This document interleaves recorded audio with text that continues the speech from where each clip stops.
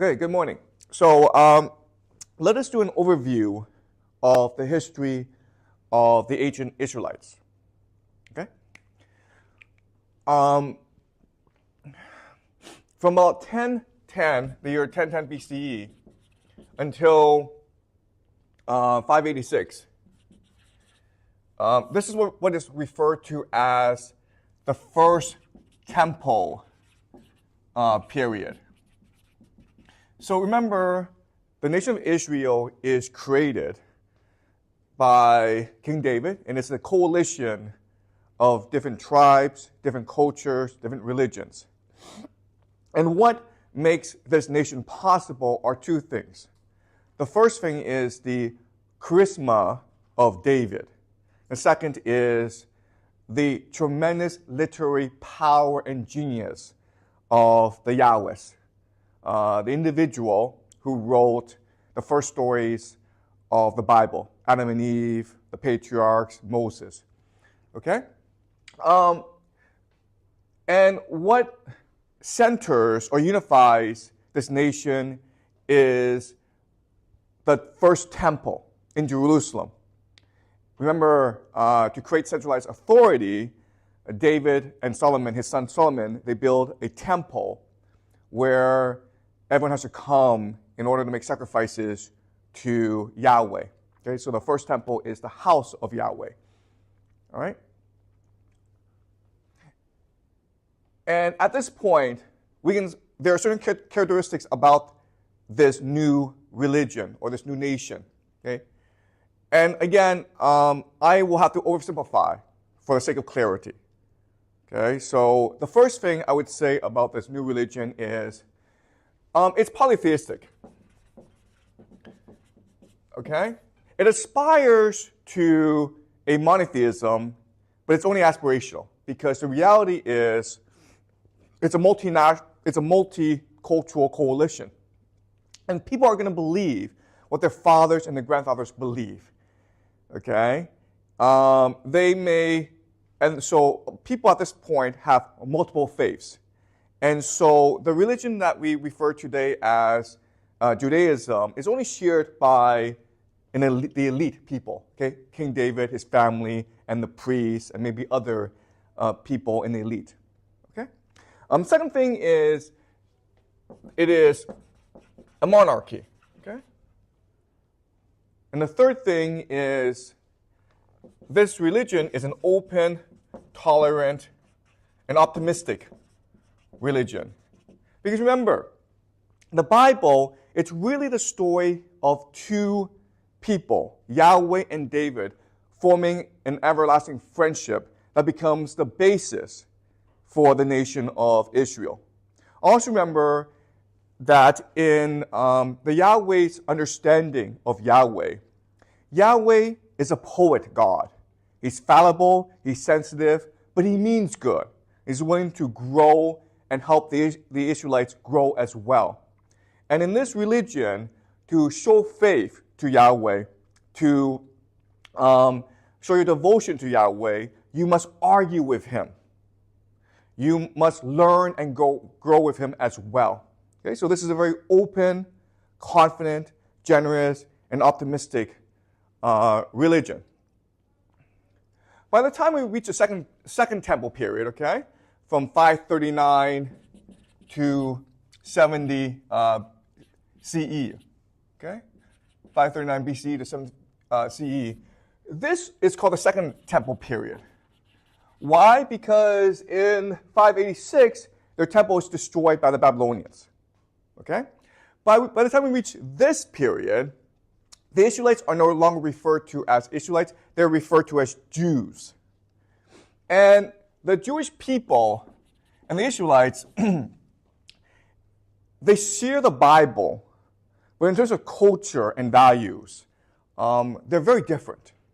So at this point, the Jewish people have become what we call henotheistic.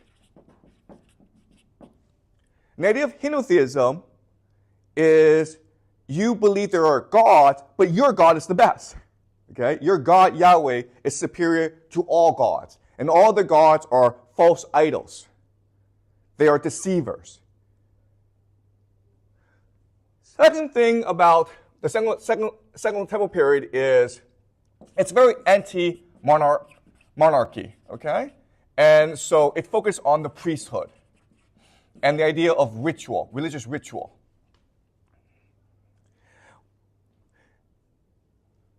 So by the second temple period, the focus of power has shifted from the monarchy to the priesthood. And in a minute, I'll explain why there was this change, okay? And the last thing for our purposes to understand about the culture is it's become extremely focused on purity, okay? You can also say it is focused on fanaticism. It's a very closed and conservative culture now. They believe their culture is the best, and they believe it's important not to intermix with other cultures. So, for example, Jewish women are explicitly forbidden to marry foreign men.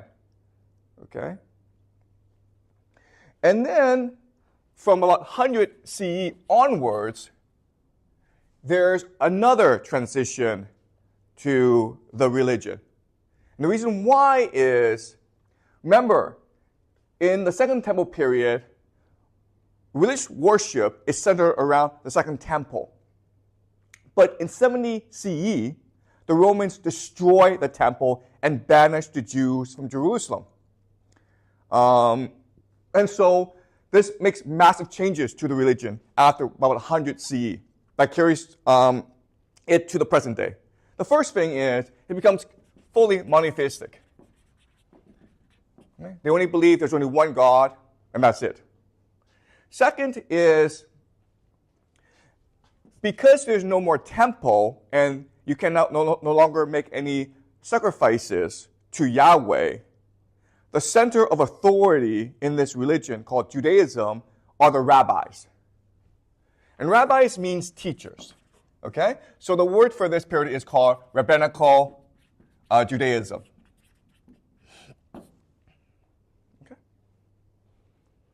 In other words, the Bible becomes the center of religious worship in Judaism.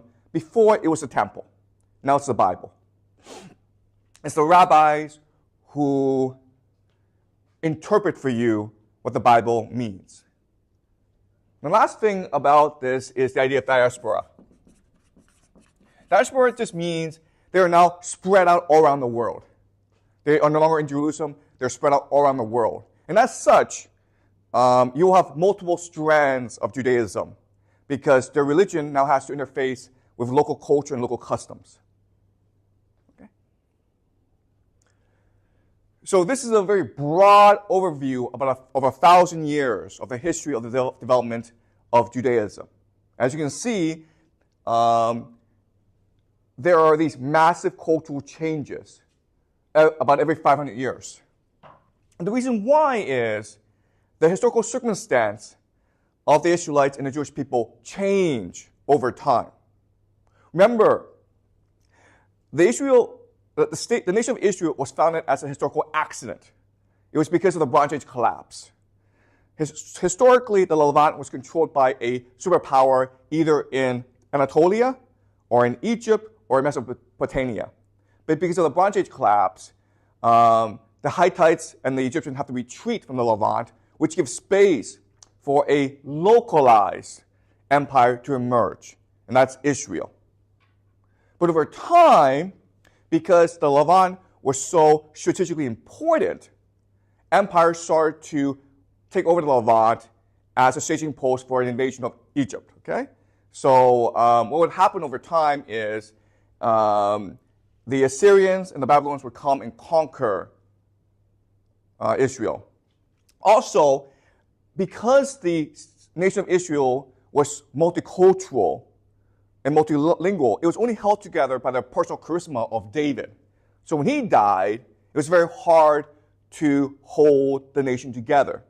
And when his son Solomon died in 931 BCE, the nation of Israel was divided into two kingdoms, something called the Northern Kingdom Israel and then Judah. The problem with this is the nation of Israel is centered around the religion. And the religion is centered around religious rituals in the temple. So, and the temple was found in Jerusalem and Judah. So the people in the northern kingdom had to make changes to religion, basically change the sites of religious worship. Okay?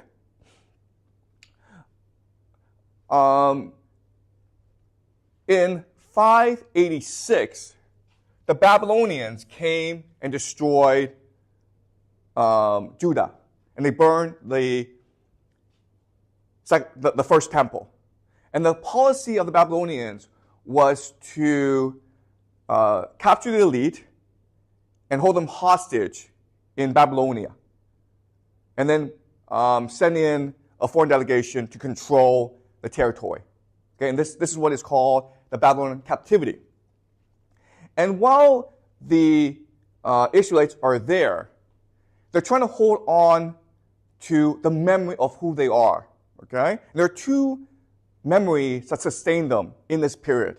The first is the memory of the greatness of King David, how they were once a united monarchy under the leadership of David. Okay, so they're very proud of that. That's what sustains them. The other thing that sustains them is the Bible, the stories of the Yahwehs, okay, Adam and Eve, the patriarchs. And because they are so focused on these memories, and because these memories are written down, the Israelites specialize in intellectual activities. Okay, so in Babylon and then elsewhere, they become very successful. They become administrators, they become teachers, they become intellectuals. Okay, and they, over this time, will also produce their own literature as a diasporic people to sustain them and to unify them. Okay, also at this time, what's important to understand is the identity as Israelite people becomes much more concrete and much more locked in. Before, when they were back in Judea, in the Levant, their identity was very fluid. It was very open. It was very dynamic. But now that they are part of the diaspora, they have left Jerusalem, their identity becomes much more concrete. And the analogy would be, here in China, we use simplified Chinese.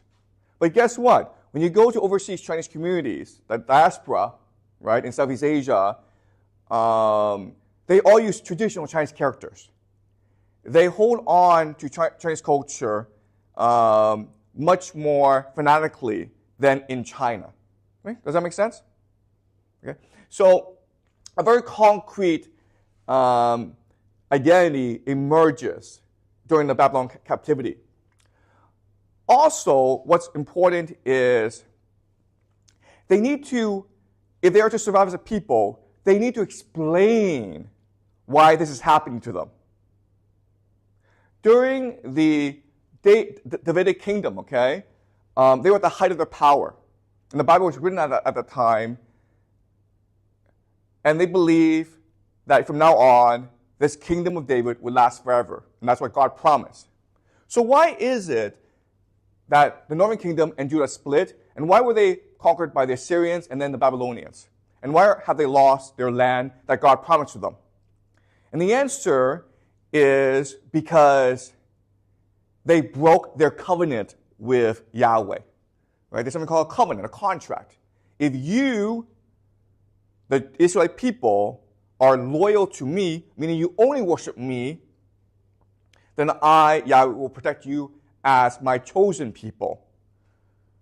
So if Yahweh has abandoned us, it's because of three reasons. Okay? The first reason is because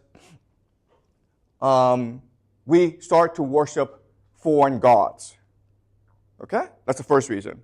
Second reason is because we start to have kings. And our religion does not allow kings because the authority of kings contradicts the authority of Yahweh. Okay? And the third reason is because we broke the Ten Commandments. Because we continue to sin as a people. And the people who argue this are called the prophets. Okay? So, after the First Temple period, beginning of the Second Temple period, the Jewish people adopt a prophetic tradition. They believe that Jewish people must remain pure to their love of God if they are to survive as a people. Okay? Okay, so they are in Babylon captivity for almost 70 years, and then the Persians conquer the Babylonians. And the Persian Empire is really the first multinational empire in human history. And their ruler, Cyrus the Great, he is known for being an extremely open, tolerant, and generous ruler. So he releases the Jews from Babylon and have them return to Jerusalem, where they will rebuild their temple, called the Second Temple. And this starts the beginning of the Second Temple period. And the Jews are so grateful that Cyrus the Great is called the Messiah in their Bible. Okay? Messiah means the anointed one, the one chosen by God to save the Jewish people. And Cyrus the Great is the only foreigner who is called Messiah in the Bible. Cyrus the Great sponsors both the building of the Second Temple as well as encourage the Jews to start the project that we now refer to as the Bible. Okay? And this was led by a priest named Ezra, who was in Babylon, but he returned to Jerusalem to rejuvenate their religion and to start the Bible. Okay? So that's a very brief overview of the history of the first 1,000 years of Judaism. Okay? Any questions so far? Are you guys clear about this? Okay. So what I will do now is I'm going to focus specifically on this period, okay, when Cyrus conquered Babylon and released the Jews to return to Jerusalem. Because this marks a fundamental shift in the religion. At this point, what will happen is the merger of the Persian religion with the Israelite religion, which creates a new religion. Okay? Now, the religion of the Persians is called Zoroastrianism. All right? And the merger of these two religions will become the basis of a new religion that will come and dominate the world called Christianity. All right? Okay. So, to understand this history, I will have to first talk about the history of Mesopotamia, okay? So, as we discussed in class, the history of Mesopotamia is one of violent struggle, because there are many violent people in this area, and this area is the center of the world, basically. It's where all the trade goes through. It's very wealthy. It's very multi-ethnic and multinational. So conflict and violence arises all the time. Okay? So you have over here a place called Arabia. And Arabia are nomadic people. Okay? And over here you have something called the Zagros Mountains. Up here is Anatolia, which is also very wealthy. And over here are the two rivers, okay? The Euphrates and the Tigris. And the city-states are built along the two rivers. The nomadic people in the desert of Arabia and the mountains of Zagros are opportunistic, okay? They will trade with you, but they will also raid you and steal from you. Okay? They'll constantly be raiding and trading with these city-states. What keeps them in check is these city-states have walls. Okay? As well, these city-states will fight each other for dominance. Okay? Because in Mesopotamia, the religion is people must fight for the honor and glory of their patron god. What keeps the city-states from destroying each other is they believe that each city-state, in each city-state in a temple lives a great God. So you can destroy the enemy's army in the battlefield, but you can't go and ransack the city and the temple because that would incur the wrath of the God. Okay? So there are these religious taboos that keep the system in check. And so for centuries, they've been fighting each other and struggling against each other. And in this process of struggle, they will create many tremendous innovations that will forever change human history. For example, they create writing. They create many forms of knowledge, like mathematics and astronomy. Okay? So this is considered the cradle of civilization. This system broke down when a king named Luga Zaghazi, okay, of a city-state called Umma. Okay, and Umma is always in conflict with a city-state called Lagash. And Luga Zaghazi, he is so ambitious that he's willing to defy the gods. He decides, this is stupid. I keep on attacking my enemy, but I have to retreat after I win because I'm afraid of offending their god. Well, I'm going to test their god. I'm going to go into Lagash, destroy the temple, steal all their wealth so I can fund other military adventures and see if their god will seek revenge. Okay? So he's breaking the taboo. It's basically like the equivalent of using a nuclear weapon today. Okay? So he goes to Lagash and destroys Lagash, burns down the temple, steals all their wealth, and nothing happens. In fact, he becomes even more successful. And he goes around and starts slowly conquering the city-states of Mesopotamia, of Sumer, and he's about to unite all the entire region. And now the city-states are unified in their hatred of this person. He has defiled their temples. He has mocked their gods. Okay? This creates an opportunity for another warlord named Sargon of Akkad. And Sargon of Akkad is determined to destroy Luga Zaghazi and restore the honor and glory of the gods of Mesopotamia. Why is he doing this? Because he himself has a legitimacy problem. Okay? He was a mercenary, and he was part of the city-state of Kish. Okay? So he was supposed to be loyal to the king of Kish, but he was an extremely ambitious and charismatic soldier, so he did what David did, and he usurped the throne. And so now this creates a legitimacy problem. Because remember, in this religion, kings are descended from the gods. So now you, by usurping the throne, have offended the gods. So Sargon, his name means legitimate king, by the way. Okay? Legitimate king. Which tells us no one thought he was illegitimate, okay? He decides that he will create legitimacy by destroying Luga Zaghazi. And he does that, okay? He destroys Luga Zaghazi. He captures him, parades him around, and then kills him to show that he is favored by the gods. And by doing this, Sargon of Akkad unifies all of Mesopotamia, and he creates the first world empire called the Akkadian Empire. Okay?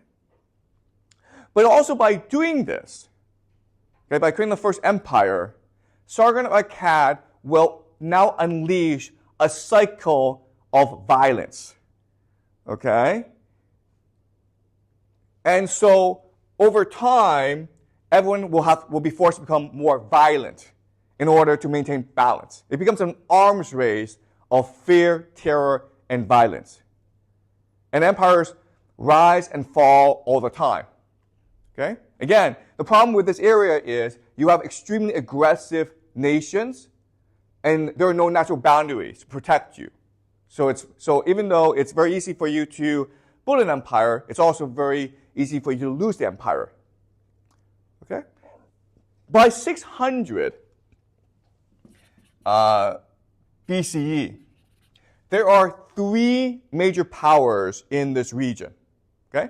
Over here in Anatolia, are people call the Lydian, the Lydians. Okay, the Lydians. Over here in Mesopotamia, are people call the Babylonians. And over here, okay, are the Medians. And these are three superpowers that check and balance each other out. They're powerful, but they're not powerful enough to destroy each other. Okay? Around this time will emerge a new power center called the Persians. They are led by a great king named Cyrus the Great. Okay? He is considered to be the greatest ruler in human history. Alexander the Great saw him as a role model. When Alexander the Great invaded Persia, and he saw that the tomb of Cyrus the Great had been desecrated or abandoned, he was furious, and he stopped his campaign to make sure the tomb was renovated and returned to its former glory. If you go to Iran today, you can still visit the tomb of Cyrus the Great, because throughout history, everyone had a high opinion of him. Okay, even the Greeks thought he was fabulous. His own people, of course, loved him. So for the longest time before Alexander the Great and Julius Caesar, he was considered the greatest ruler in human history. Okay? So, but the problem is, because we don't have access to their writing, we know very little about him. Okay? Here's what we do know about him. He was in charge, he was king of a local people called the Persians, who, of course, are descended from the Yamnaya. Okay? So they use horse archers in their warfare. Over time, he's able to conquer the Medians. King Croesus of the Lydians saw this as an opportunity to conquer the Medians as well. So he attacks. But Cyrus the Great defeats him. Okay? So now Cyrus the Great is in charge of two empires. What he does next is revolutionary in Mesopotamia. Instead of parading them around, like the captive kings around, and executing them like Sargon of Akkad, Cyrus the Great decides to make them advisors to his court. He shows mercy. He shows clemency. He shows forgiveness. And this shocks and awes the people of Mesopotamia.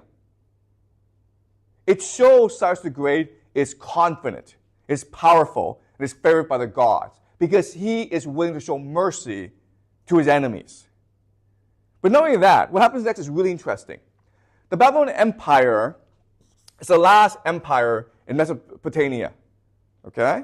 If Cyrus the Great wants to unify Mesopotamia, he has to conquer the Babylonians. At this time, the Babylonians have an internal conflict. The king and the nobility aren't getting along. The king wants to change the official god of Babylon from Marduk to Sin, because the king wants to establish his own religious authority. So this creates tremendous conflict eternally in Babylon. And normally, they would go to civil war. And normally, when they hear that Cyrus the Great has conquered the Medians and the Lydians, then they would think they have to unify in order to defeat Cyrus the Great. But they hear that Cyrus the Great, he's merciful, and he's generous, and he's wise. So what they do is, the nobility strikes a deal with Cyrus the Great. And Cyrus the Great conquers Babylonia without doing anything. And in the official history of Cyrus the Great, he claims that the conquest of Babylonia was the greatest conquest, was his greatest conquest, because he did it through his generosity and his mercy, as opposed to killing lots and lots of people. Okay? And at this time, what Cyrus the Great and the Persians realize is, if you really want to control people, you have to use a policy called divide and rule. And the idea is this. Before these empires, the Akkadians, the Assyrians, the Babylonians, they believed they had to use violence and fear to control people. But when you do that, all you do is you anger people, unite them, and force them to rebel against you. Okay? But if you recognize that in each society there are these natural factions who are in conflict with each other, and you're able to balance these factions, then they're relying on you for stability. Okay? Does that make sense? Okay, this is what we call divide and rule. So the Persians created not an empire, but what we call a federation. In other words, a federation is the idea that people choose to be part of this federation because it benefits them. Okay? Why does it benefit them? Because, first of all, it brings peace. If there's a conflict, you don't fight each other, you go to the Persians for a conflict resolution. Okay? So it brings peace. Second of all, it brings prosperity through trade. Okay? So the Persians create all these roads that enable trade within the empire. And so you're better off actually trading than you are fighting. Okay? And third of all, you're able to access new knowledge and culture through this process. So the Persians were the first to create a national imperial postal system. It was very, very clever. So all they did was they set up checkpoints throughout the empire. And these checkpoints, they were like hotels for postmen. They had food, they had new clothing, they had a place to sleep. And these postmen would, on their horses, carry mail throughout the empire and stop at these checkpoints to rest. Okay? So the Persians showed that by participating in this empire, you could benefit a lot more than if you didn't participate, and therefore you should participate. And so it's an amazing achievement because remember, these nations were at war with each other throughout their history. And these are very aggressive people with lots of religious differences. And Cyrus the Great and his descendants were able to create a system that allowed them to work together and prosper together. And that's why he is remembered today, Cyrus the Great is remembered today as the greatest ruler of all time, okay, in human history. No one comes second. And also, why the Jews refer to him as Messiah, God's chosen, God's anointed, a man picked by God to come to save the human people, the human race.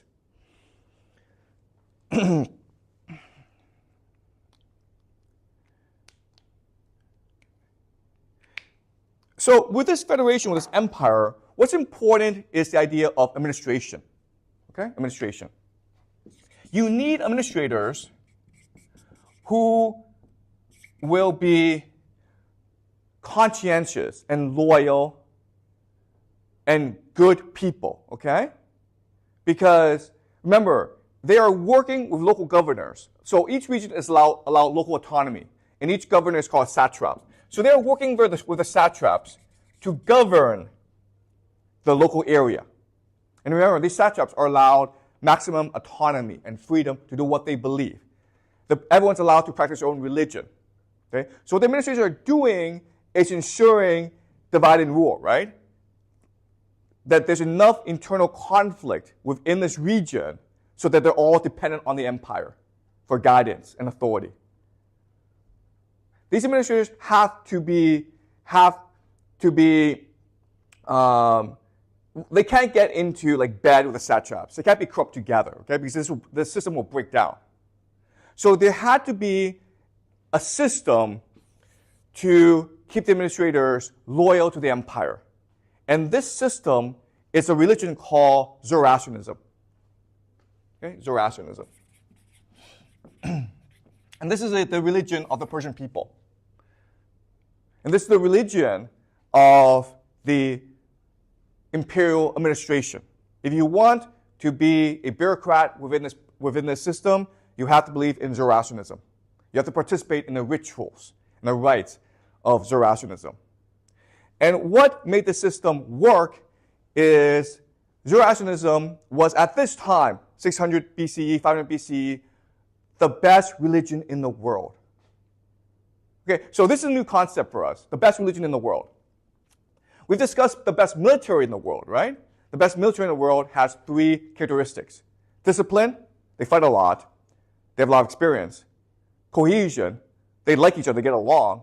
And devotion, they have a common purpose, they have a great leader that they love. Okay? It turns out religions can also be measured.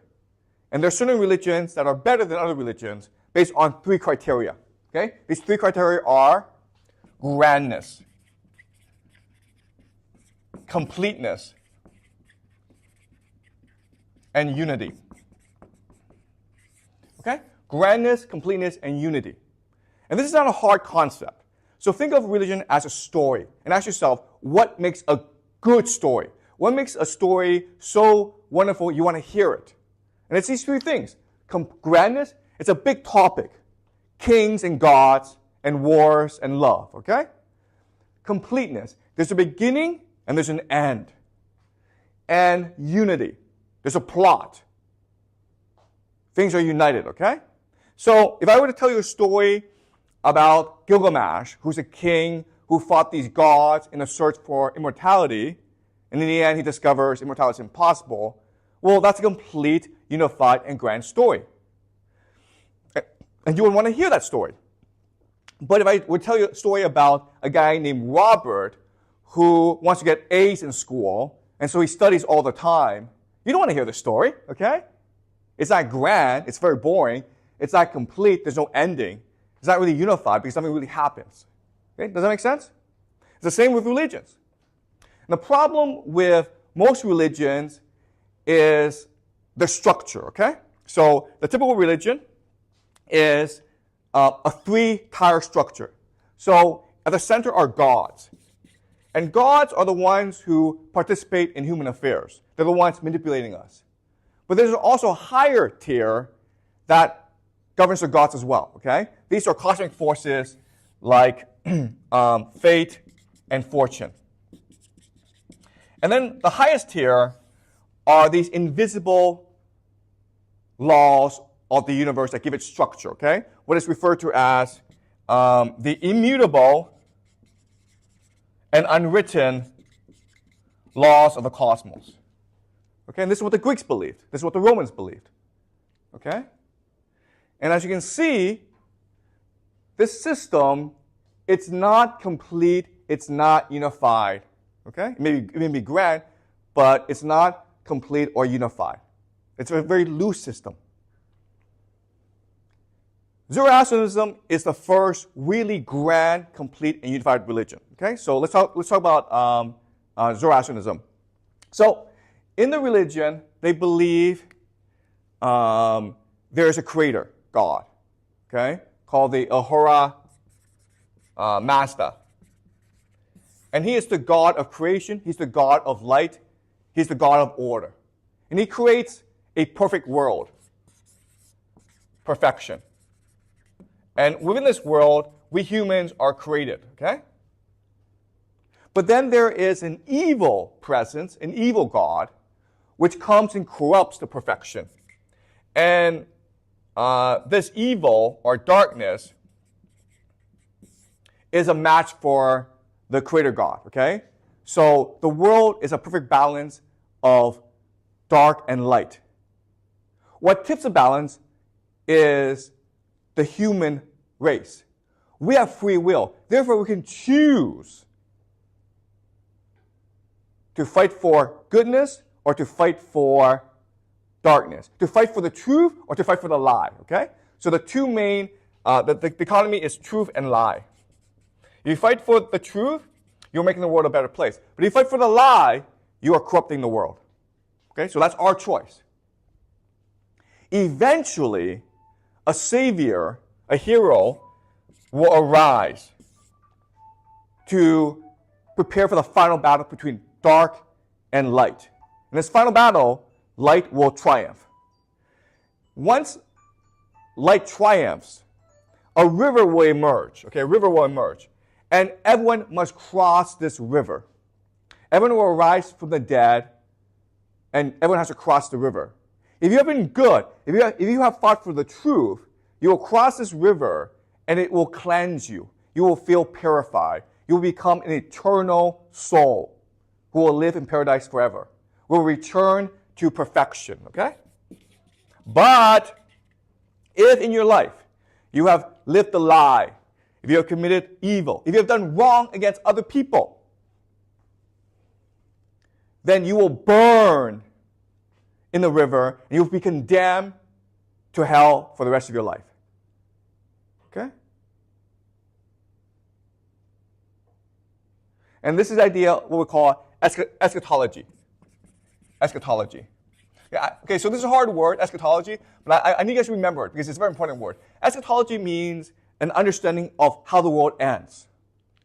And Zoroastrianism is the first eschatological religion. It has an ending, a final battle, good versus evil, where everyone will be judged. Okay? And so now we can understand why the Persian system works. Because if you are to be an administrator, if you are to work for the empire, and you believe in Zoroastrianism, then you have a duty to fight for the truth. Okay? We're here at most for 60, 80 years. And what we do in these 60, 80 years will decide how we live our lives for all of eternity. Okay? We either live in paradise or we will burn in hell, depending on how we perform these 60 to 80 years. So the Persians are under tremendous pressure to be a good person. And this is radical in the history of humanity. Okay? So remember, the Mesopotamians believe you are good if you achieve, right? How do you know you're good? Because you've achieved a lot. And by achieving a lot, you show that God's favor you.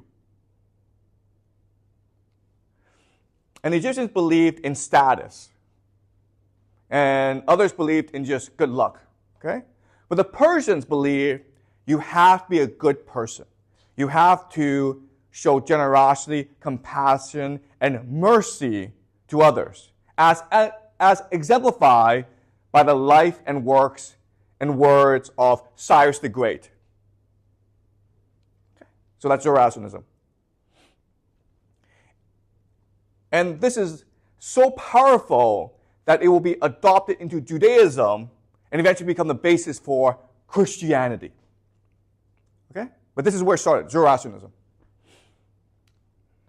Any questions so far before I continue? Are you guys clear about what's happening? Yeah, if this is the best religion, then what's the worst ones? Okay, that's a good question. If this is the best religion, what are the worst ones? Okay, you're right. There's really no bad religion, okay? But the most common religion is folklore religions, right? So you live in a village and you believe in a local god.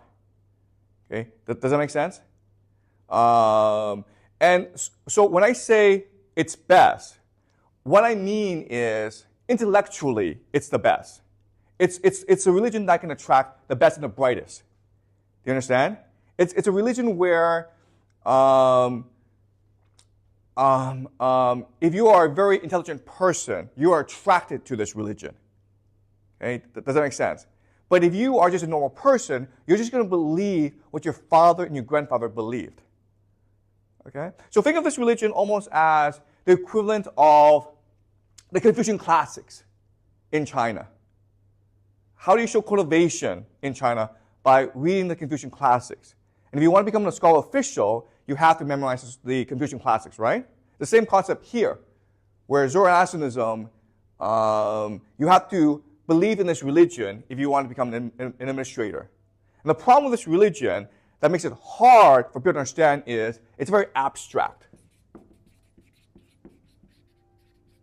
Okay? That's the main failing of this religion. It's very abstract. It's very intellectual. And that's why a lot of people don't really see this as a religion and more as a philosophy.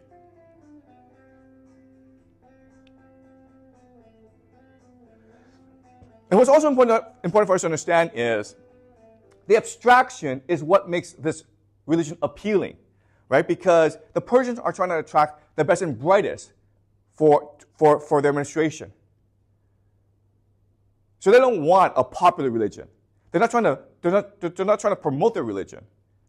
Okay? They're trying to use their religion to filter out the best and the brightest. Okay? Does that make sense? Okay? So you're right.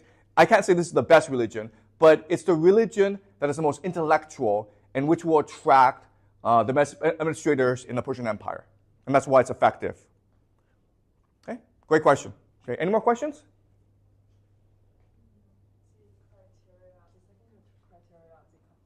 Yes. One is that, like the religion explains where do people come from or where do they go? Okay, so the idea of completeness is eschatology, okay? An ending. Because most religions don't actually have an ending. They're not like, okay, this is when the world ends. Okay, so for example, King David, the Bible, right? It's telling us that King David is really the end of history. And from now on, we will live forever in this Davidic kingdom. Okay? This is the best we can do. But it's not saying, okay, King David, we will eventually reach a point when the world ends and when God returns to the earth. No religion is doing that before Zoroastrianism. Okay? Does that make sense? Okay? So think of completeness as a circle, right? Because if you look at Zoroastrianism, they say this is a perfection, right?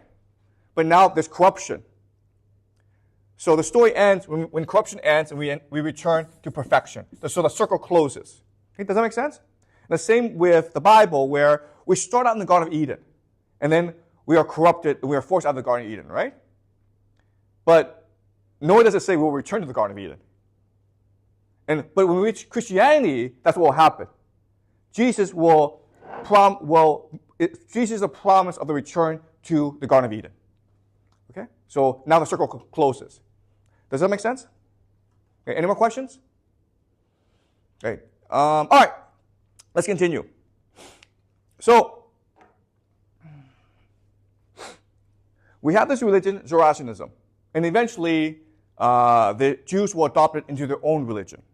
Okay? And we have Cyrus the Great, who is this wise, generous, and merciful leader. Okay? But he is this way because he is strategic. Okay? He's strategic.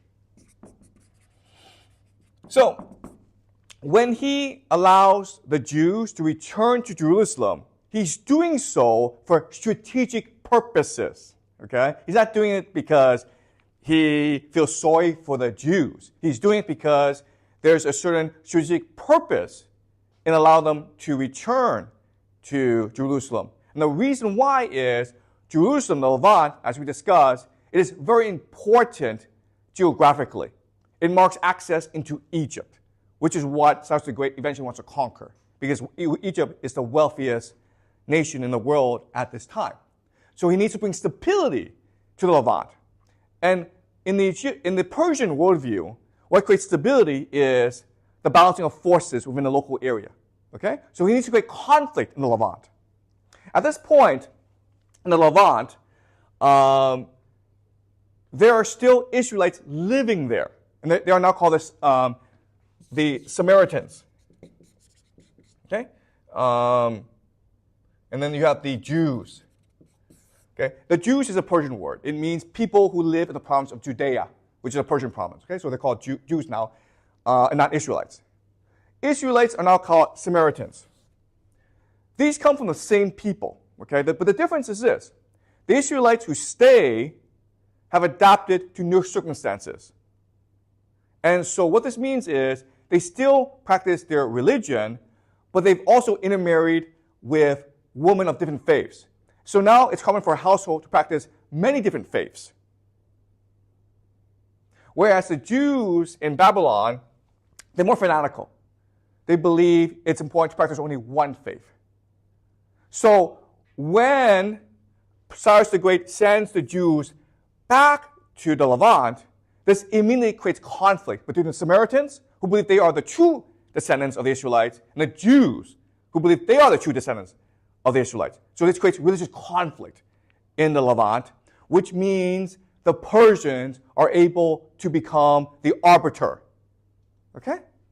And this creates dividing rule.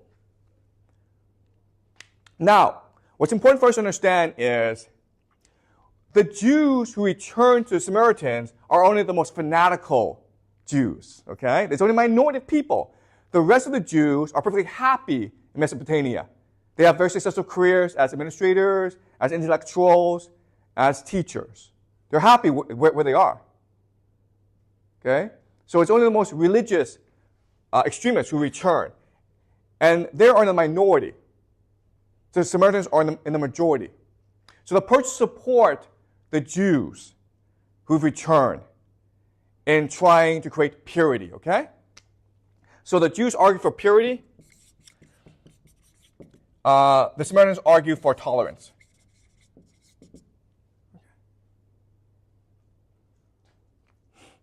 And so this is a power struggle, a religious power struggle. In 443 BCE, around then, a priest, a Jewish priest named Ezra, he returns to Jerusalem, and he's determined to win this war. Okay? So there are certain things he does. The first thing he does that is extremely controversial is he announces, if you are a Jewish man, you must divorce a foreign woman. If you're married to a foreign woman, meaning a woman who doesn't share our faith, then you must divorce her in order to maintain the purity of our people. Okay? He also announces that from now on, it is mandatory for a Jewish man to observe religious rituals, to go to the temple and make your sacrifice. Okay? So he's trying to establish purity. But his main contribution, which is the most important, is he wants to unify the Jewish people into one faction, okay? So let me explain why this is important. So as we discussed, there are multiple Bibles out there, okay? And so there's at least 4 different schools or 4 different strands. There is the House of David school called the Yahwehs, right? The Yahwehs, or J. Remember, this is the idea of the Yahwehs, that the Yahweh, he is a fallible, good-meaning, well-meaning poet. Okay? But the main point of the Yahweh, the Yahwehs, is God has chosen David to be the legitimate ruler of Israel. God has also ordained David to build the temple where God will reside. Okay? So this is to legitimize the authority of David and to make people understand the central authority of this religion is the temple in Jerusalem. But as we discussed, eventually the northern kingdom will break away from Judah. But once you break away, you can't access Jerusalem anymore. So now you have to have other sites where you can practice your religious rituals, okay? But you do that, you have to change the Yahweh manuscript. And so they do that and create new mythologies, and this is what's called the E manuscript, okay? For Elohis. Elohis is just a different word for God. Right? Does that make sense? So you have 2 competing Bibles. At the same time, you have the priestly manuals. Okay, so remember, Judaism at this point, it is a religion focused on ritual, like most religions. So you need manuals in order to tell you why you're doing these rituals and how you should do these rituals. They have to be very precise. They are to be effective, okay? At the same time, as the northern kingdom fell, as Judah was conquered by the Babylonians, as the Jews are forced into captivity, you have to explain why this is happening, okay? And while this is happening, most people choose to not follow religion anymore, okay? They adopt a new religion or they move somewhere else, okay? But the religious fanatics have explained why this is happening.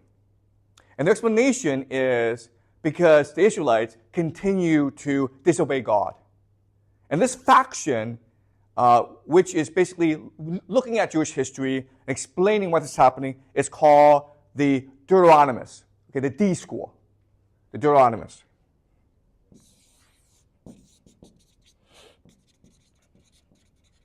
Okay, so these are 4 major factions. Okay, do you understand? And these are 4 different Bibles. Now, what Ezra wants to do is put all these 4 Bibles together to create the impression of a unified religion and a unified people. And the way he does that, which is very interesting, is he basically just takes different parts from each of these books and puts them together, okay? And now this is the Bible. And that's why if you actually read the Bible, you'll find it completely unreadable. Okay? But he also makes changes to the Bible, which is very important. Remember, before, the most important person was David, okay? Because he's really the founder of the nation of Israel. He's the founder of religion. Now, the most important person is Moses, because Moses is a priest. He is the one who was given the laws by Yahweh. Okay, so there are other changes as well, but this is the most important. Okay? There are other changes that will come over time as Zoroastrianism merges into Judaism. Okay? So there are 3 major changes. The first is the idea of eschatology. Okay? Meaning there will be an endpoint to history. And the end point of history is when the entire world, when all the empires of the world, because they defy God, converge against the nation of Israel in one final battle. Okay? And in this battle, of course, Israel will win, and this will create eternal peace in the world. Because God has chosen Israel as his people. Second big idea is good versus evil. Before, the religion of Judaism was very personal. Good and evil was in you. But now there is actually good and evil. Okay? Israel stands for good. These other nations, these other empires, like the Babylonians, the Greeks, the Romans, they represent evil. Okay? And the third change, and which is the most important, is there will be a hero who will come to lead the nation of Israel against all its enemies, and he is called the Messiah, the Son of Man. Okay, the Son of Man. And he will come from the house of David, as written in the Bible. Okay? And why is this important? Because the Christians believe their Messiah is Jesus. Okay? So the Christians basically take all this merger of Zoroastrianism with Judaism, and their claim is the Messiah is Jesus. Okay? And this creates Christianity, which we will discuss next class. All right?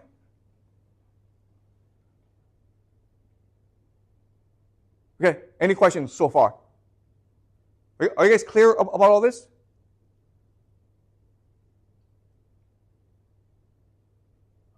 Yep.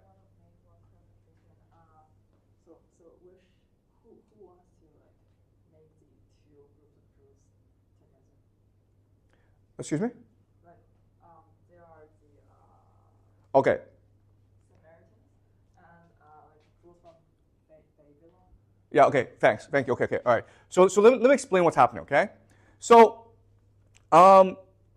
remember, the Babylonians in 586, they take over Jerusalem. They burn a temple. They destroy the religion of the Jews. And they take the elite, about a few thousand people, and they move them to Babylonia, okay? But who's left behind are the majority of Israelites, okay? But now they have to adapt to a new elite. And so they preserve their religion, but they also adopt the religion of the elite, who are the Babylonians. You also have Israelites who go off to Egypt. Okay, so now you create something called a diaspora. They're either in Babylon or they're in Egypt, but the majority are still at home in Judea. And in this time, because these are just ordinary people, they will adopt many faiths. It's very common back then for a person to have like multiple faiths, okay? The faiths of your father, the faiths of your mother, the faith of your wife, okay? The faith of your neighbor, okay? Because this is how people got along, right? If you said that my God is better than your God, you will piss off your neighbor. You will piss off your colleague. Why would you do that? So it's very common back then for people to have multiple faiths. A faith you might practice at home, a faith you might share with your friends, a faith you might have to share with your king. Okay? Does that make sense? Okay? So these are extremely multi-religious people. And as we discussed, when the Israelites are forced to go to Babylon, they are forced to have a more fanatical religion in order to maintain their identity. Right? It's like, how do you separate yourself from these other people? Because if you don't do that, what happens is you become assimilated, right? You lose what it means to be Israelite. And quite honestly, most people chose to be assimilated because that was the easiest thing to do. But there's a fanatical minority, mainly priests, who were determined to keep alive their religion. Because only by keeping alive their religion could they keep alive Yahweh, could they keep alive Israel. Okay? So when these Jews were allowed to return to Judea, they were horrified by the corruption and impurity they saw. Right? They were like, we were in Babylon, and for 70 years, we fought hard to save our religion, to maintain the purity of our religion. They go back and they see their people, the Samaritans, now adopt foreign gods. And they were like, this is why we fail as a people. This is why Yahweh punished us, because we refuse to be loyal. So in their thinking is like, I would rather all these people go away than have them stay around. You understand? We don't want to get along. We want to maintain the purity of our religion because that's the only way to save our people. Okay? And that's why they say, hey, if you're going to stay, you have to divorce your wife, who is a foreigner. And if you don't want to do so, go away, man. The Persian Empire is huge. Go somewhere else. But Jerusalem, it's only the land of the pure. Okay? Does that make sense? So, I know this is a controversial idea, but it's really only the extremists who keep the religion alive, right? This is true for all religions, okay? Does that make sense? It's only people who are most willing to die for their religion that keeps the religion alive. If everyone's willing to compromise, the religion dies very quickly, okay?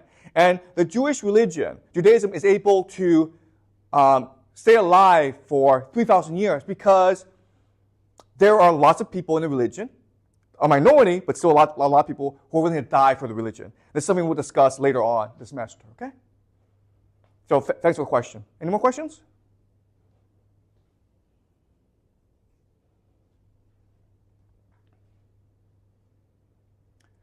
Okay, so next class, we will discuss the rise of Christianity, okay? Jesus, basically.